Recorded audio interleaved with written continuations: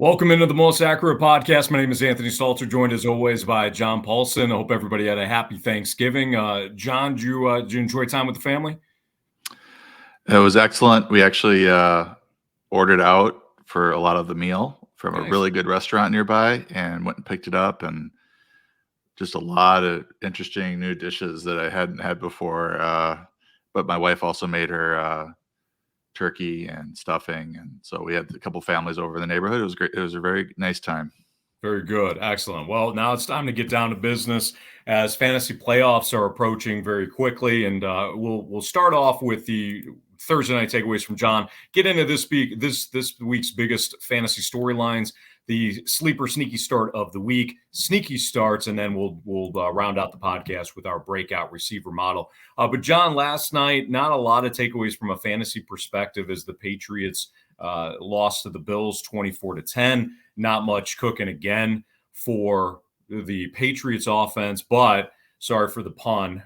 How about Cook for the Bills? Has James Cook, has he emerged as the RB1 now in Buffalo?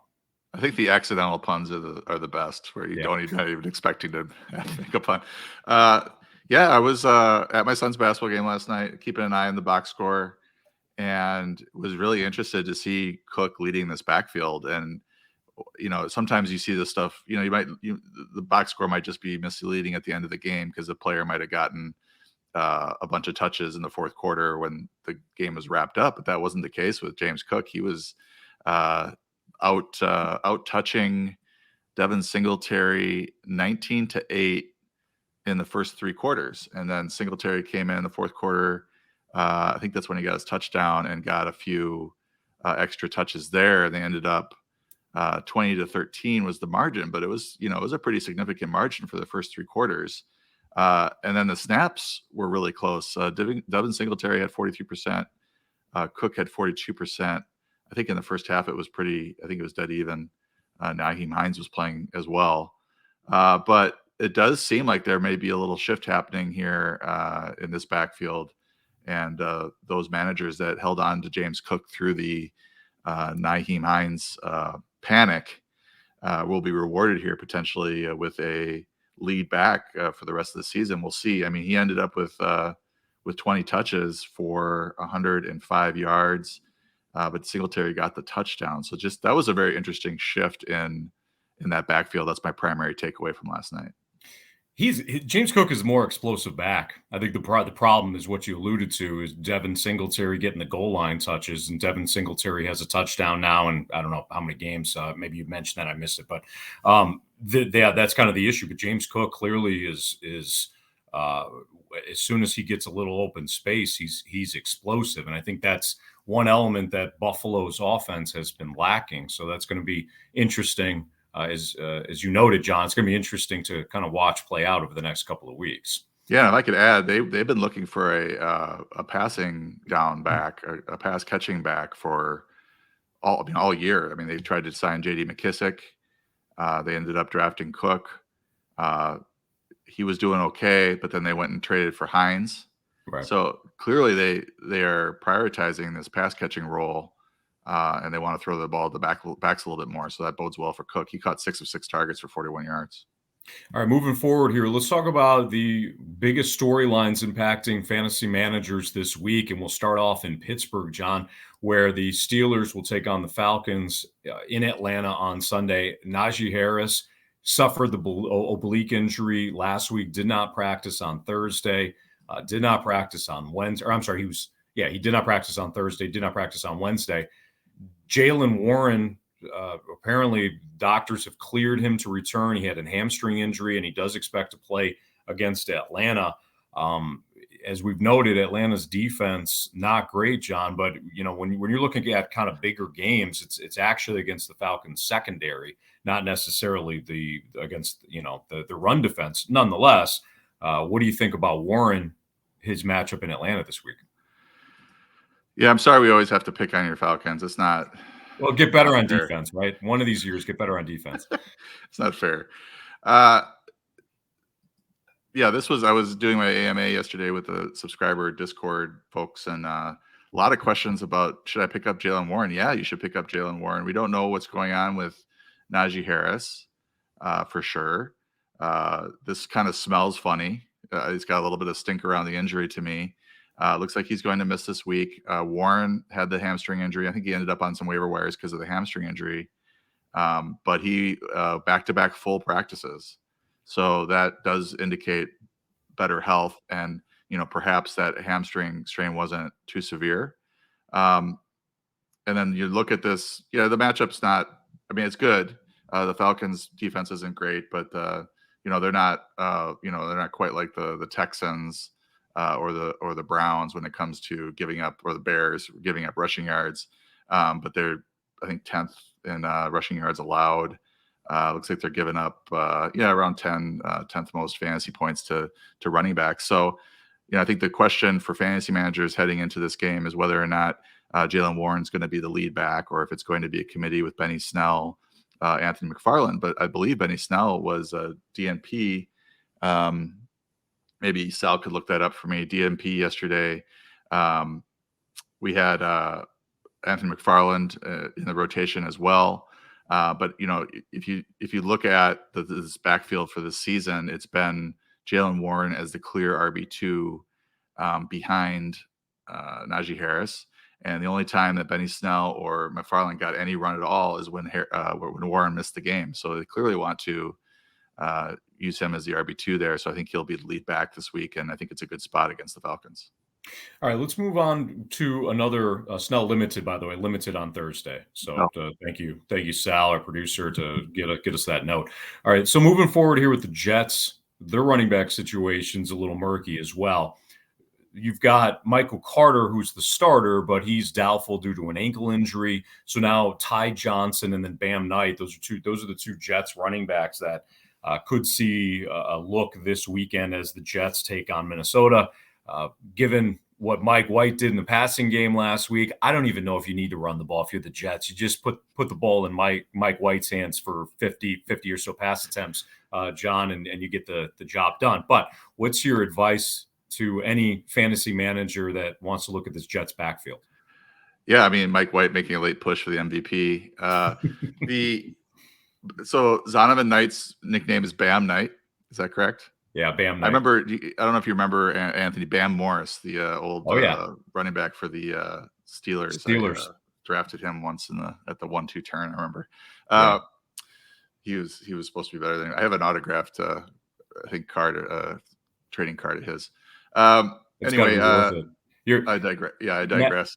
Max is gonna pay for his college on that. Yeah, I should probably locate Bam and see if he wants to buy it back. This was an interesting deal because James Robinson was a healthy scratch, and they made that midseason trade for James Robinson, and you thought that was the Breece Hall solution, and then Robinson played a few games. He did okay for the Jets, and then they made him a healthy scratch, and they decided to turn to Zonovan Knight, who had 14 carries, 3 catches last week. Went over 100 yards total, 17 touches, and played 48% of the snaps. And that was with Michael Carter playing 30% of the snaps. So if Carter's out of the picture, Ty Johnson actually did really well last week too. He had 5 for 62 plus the touchdown. He's a pretty good pass catching back as well. So I think we'll probably see those two in a committee with Knight leading it, given the way that Knight kind of dominated touches over Johnson in that game. But there is a small chance that James Robinson comes off of, the inactive list and is now a bigger part of this backfield. We've seen him as a bell cow in this league, and he's certainly capable. But, based on what they did last week, it certainly seems like Knight is the lead back right now while Carter is out. And it sounds like Carter has a high ankle sprain, so he might miss a few weeks. And when he does come back, he may not be 100%. All right, John, sticking with running backs, Christian McCaffrey looks like he's going to be okay. He's going to get the full workload. So Christian McCaffrey managers don't have much to be concerned with, at least heading into the game. But who's the RB2 now in San Francisco? Because if you're reading the reports, and Jimmy Garoppolo even hinted that Jordan Mason could see an increased workload. So what's your thoughts on this? Yeah, this is another weird deal because you're trying to decipher whether or not Jordan Mason was active last week ahead of Tyrion Davis-Price because he plays more on special teams and he's a good special teams player. Sometimes you see that where the RB2 goes down, and in this case Mitchell, and the RB3 Mason gets some touches in a particular game, and then the following week a player from the practice squad is promoted, and that team deems that player the better rusher, but he wasn't active because he doesn't have as big a role on special teams. Now, Tyrion Davis-Price does play some special teams, but not as much as Mason does. So, and then we have the wild card of Tevin Coleman, who just keeps popping his head up. I don't want to call him a bad penny. He's a good penny. Yeah. But he keeps popping his head up, and there's some rumblings that he might be the trusted option as the number 2 back behind McCaffrey. So very interesting to see I don't have a good handle on this. I think maybe you see a lot of Christian McCaffrey, but again, he's got the knee irritation. So do they really want to give him, 20, 25, 30 touches in a season where they are definitely hoping to make a Super Bowl run? So I think they do want to limit his carries. He'll probably have a normal role in the passing game. They also could turn back to Deebo Samuel as, sort of the RB2 if they wanted to give him more, get him into the 4 to 8 carry range as opposed to, just a handful of carries that he's been getting. But I don't have a strong feeling like, oh, you got to go pick up Mason, or, oh, you got to go pick up TDP or Coleman. These are guys are good ads, but I wouldn't cut good players for him because they are, at the end of the day, the RB2 behind McCaffrey, and you also have Deebo Samuel there sort of vulturing. I don't think any of them are as good as Elijah Mitchell, so they're not going to force feed them 15 carries like they would with Mitchell typically. But it does sound like what Jimmy G is saying with that report this morning, that Mason might be a nose ahead of those other 2 guys. So I guess he'd be the pickup if picking one of the 3.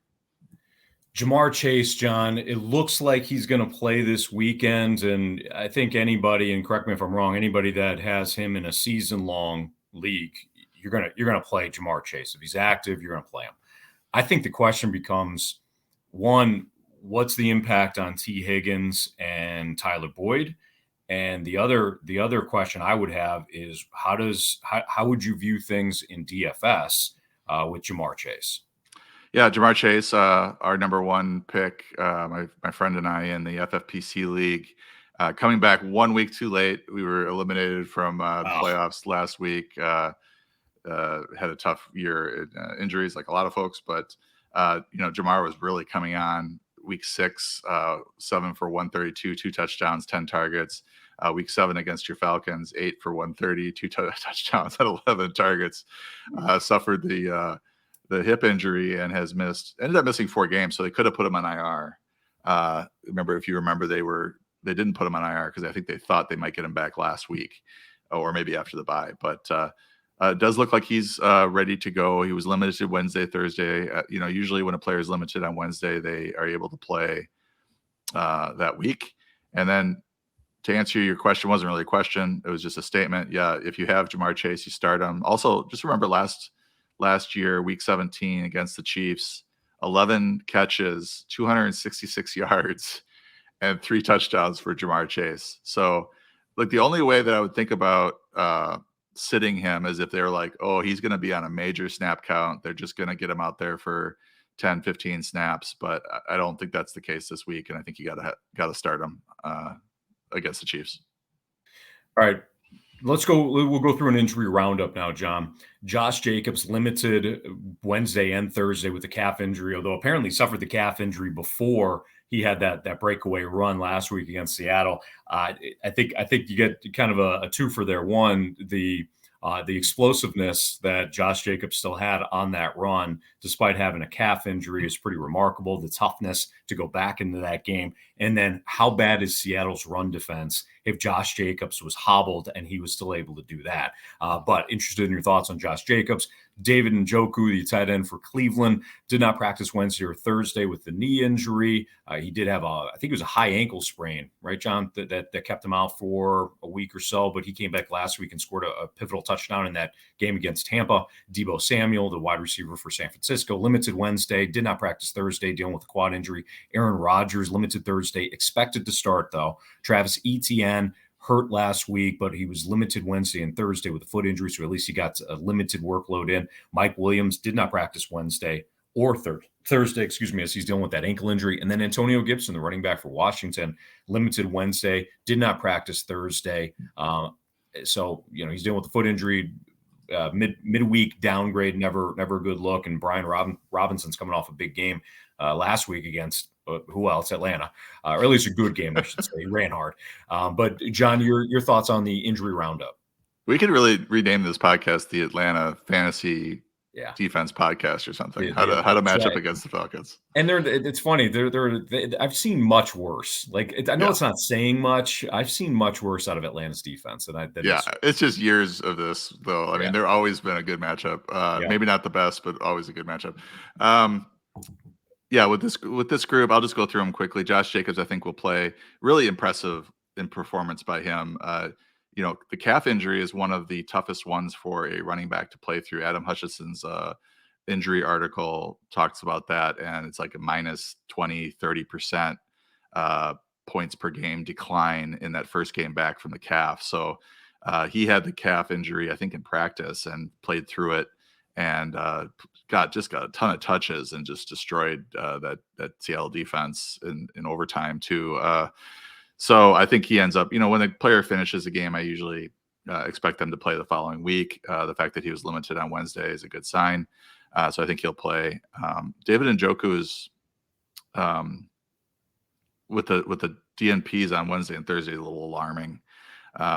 He's one of those players that next year I think he'll be a breakout candidate again, especially with Deshaun Watson, theoretically improving the quarterback position there in Cleveland.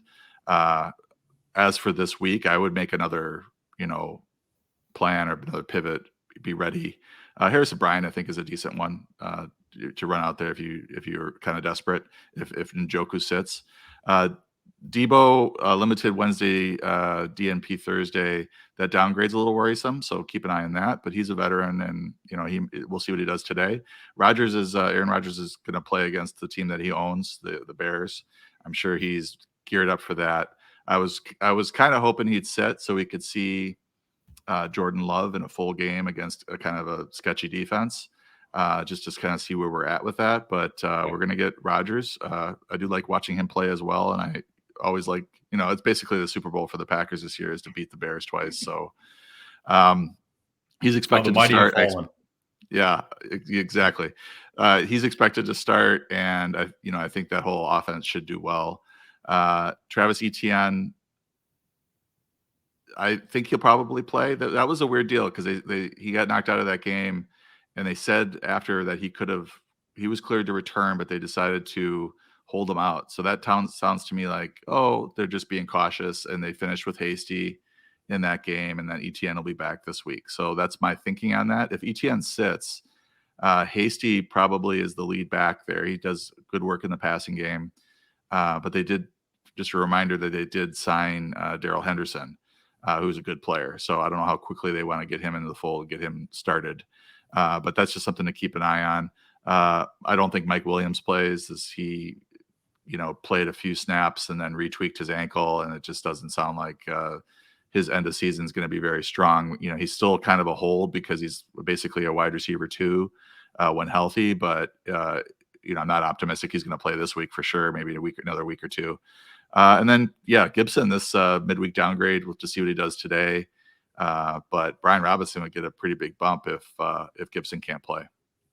All right, moving on. We've got our sleeper sneaky start of the week. As regular listeners and viewers know, John and I use Sleeper in our fantasy league that we play in together. Sleeper's excellent, whether it's the app or it is the website. It's great. It's very user friendly. Obviously, you got to get used to it a little bit at the start, but I really enjoy using it. I know John does as well. In fact, it's one of the fastest growing customizable fantasy football platforms in the industry. And if you head to sleeper.com, or download the latest app today. You can try it yourself. Again, make sure that, and it's not just fantasy football, because we're kind of winding down here. Sleeper, the format covers most sports, so Sleeper is outstanding. So, without further ado, the Sleeper sneaky start of the week, John.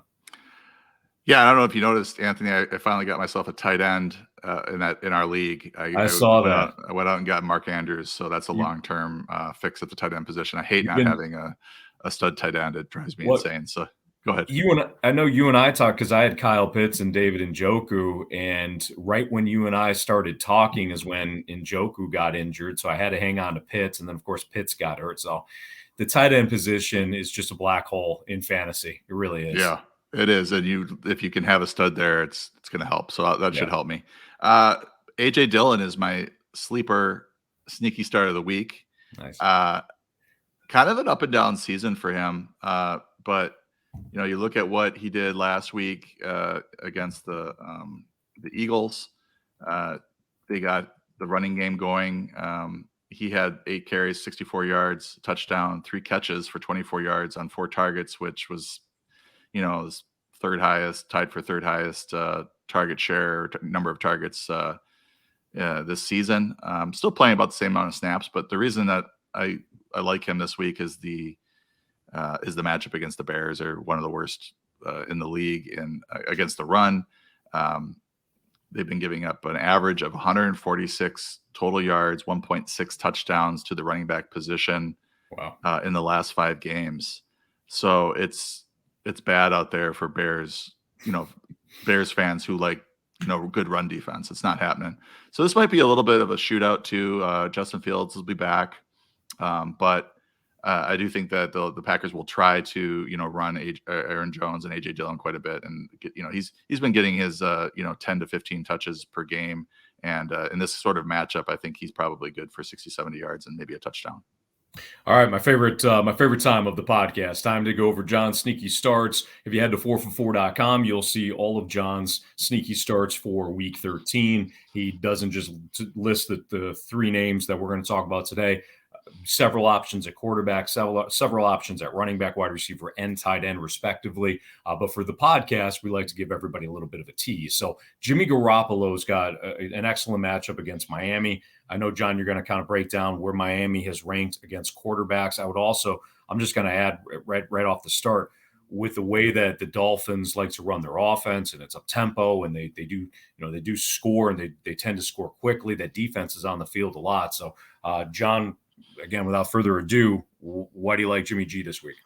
Yeah, this is an interesting game, and sneaky starts in general is just players I want managers and our subscribers to be thinking about when they're making their lineup decisions, because these guys tend to be ranked a little bit higher due to injury or to the schedule.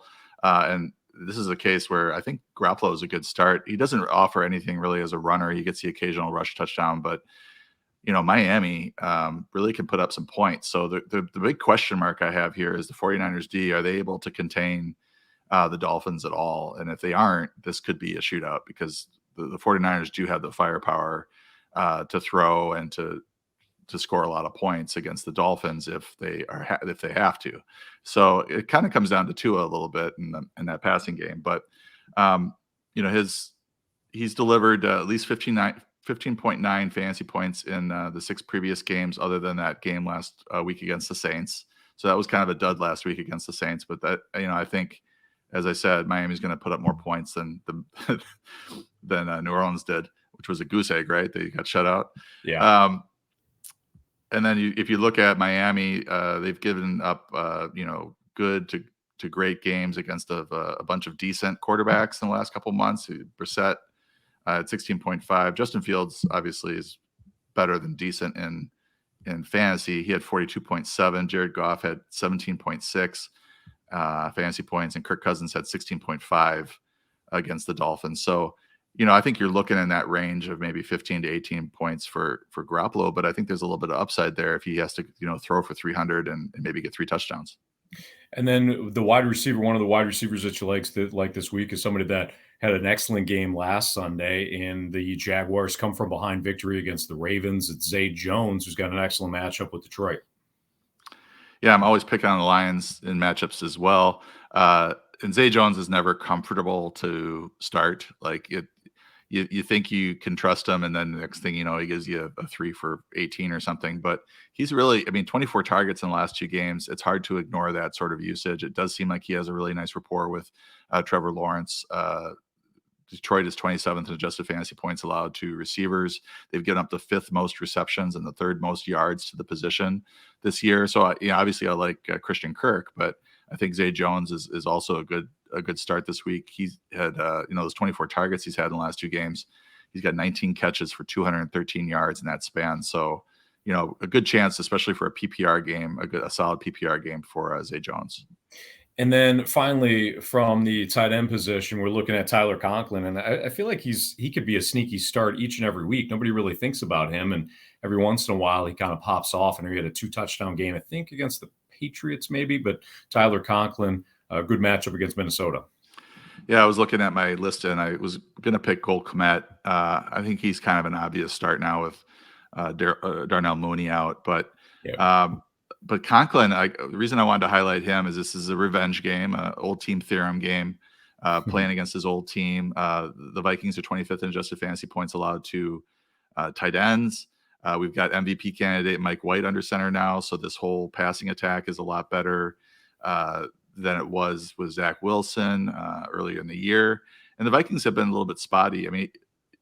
They contained Dalton Schultz, which was pretty impressive, 3 for 22, but Hunter Henry had 3 for 63 and a touchdown. Dawson Knox had 4 for 57. Zach Ertz had 4 for 34 and a touchdown. Mike Gesicki had 6 for 69 and 2 touchdowns, all since week 6 against the Vikings. And then you look at Conklin, his usage wasn't that much higher with White, but he did have his best yardage game since week 8 with 50 yards against was it the Giants? No, who'd the Jets play? The Bears. Yeah, the Bears. Yeah. So he had 50 yards against the Bears, but he had 3 targets. So it's not, Mike White isn't known for peppering his tight ends with targets. It's usually running backs. He really likes Garrett Wilson as well. But there's going to be an opportunity here for Conklin to score a touchdown, I think, because they'll draw something up for him against his old team. All right, and then we wrap up today's podcast with a look at the breakout receiver model. This is also available at 4for4.com. The raw stats are posted, but then we also provide a deeper look who might pop in this week specifically, because as John has noted in previous podcasts, the model doesn't know if a player's hurt or stuff like that. It's just looking at the stats and see who could have potentially a big scoring week for that particular week. But who's popping this week in the breakout receiver model? Yeah, I like to highlight the exciting names that pop in the model, because when the exciting names pop up, they usually end up having a good game. Jaylen Waddle is at the top of the model this week. He's had kind of a quiet spell. He's gotten quite a bit of usage, but hasn't found. I don't think he's found the end zone in a bit, or had a big yardage game. So his expected fantasy points over the last 3 weeks, 13.3. His actual fantasy points, 9.8. That's half PPR. He's got an P10 of efficiency of 152%. So typically does very well with his workload and his targets, and maybe he's regressing a little bit, but we also expect him to regress to his mean, which is higher than 100%. So I like Waddle against the 49ers. Mark Andrews is number 2 in the model. So anytime Mark Andrews pops, I like to talk about him. 12.4 expected, 8.2 actual. He should, find the end zone soon. Terry McLaurin and Mike Evans have been popping in the model for 3 weeks now, and it's getting a little old because they're not, blowing up with big games, but they're due. I did see a stat where McLaurin does very well against cover 0, cover 1 defense, and I believe the Giants play the most of that in the league. So this Yeah. is a good setup for McLaurin to finally break through.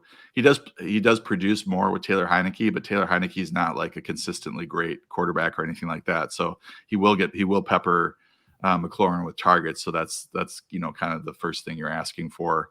And then Mike Evans, of course, just can't get on the same page with Tom Brady, but he's still seeing targets and should eventually break through and get a touchdown. The other player I want to mention was Alan Lazard, who's kind of Christian Watson's having in that keeper league, I cut Christian Watson before this whole breakout. Yeah, I did. Right. He got injured again, and then I cut him. Well, I didn't draft. He wasn't doing anything, so it's not. Yeah. It's not a total shock. And I should have helped. I should have kept him though. Your receivers are gold in that league. But I didn't draft him. I picked him up somewhere mid-season and then cut him again. And there was a period there. It just didn't seem like it was going to happen this year for him, but obviously it is. But I do think that the Christian Watson thing will offer some opportunities to Alan Lazard, who is in the model as well. He's expected 8.7. He's provided 5.9 fantasy points, and he's got a P10 efficiency of 122%. So typically does very well with his usage. And Rodgers will continue to look his way. It is a little bit scary now starting him because he was that consistent option, and now Watson has kind of taken over and is just exploding. But I think at some point the defenses are gonna shift over to Watson, have to deal with him, and that'll help Lazard. All right, that'll do it for this week's The Most Accurate Podcast.